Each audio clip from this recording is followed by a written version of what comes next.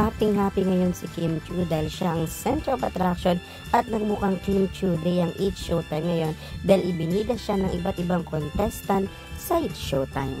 At una na nga yung contestant na ito sa Escort of Appeals na kung saan gumawa pa ng sarili nilang tambalan ni Kim Chiu na naging bida sa banter nila noong nakaraang araw.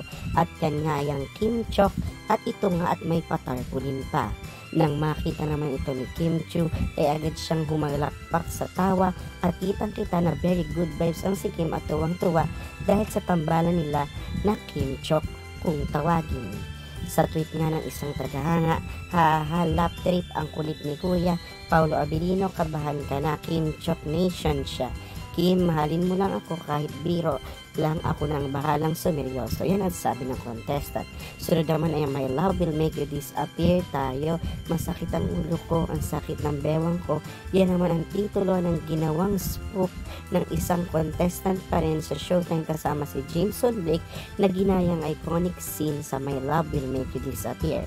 Nakakatuwa, Kim Chiu Day at Showtime today. Ang saya-saya na wala yung sakit ng ulo ko sa dalawang shift ko matapos lang, hahaha.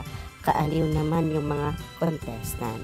Sa ngayon ay si Kim Chiu ay busy pa rin sa taping ng The Alibi kasama si Paulo Abilino, kaya stay strong Team Pau.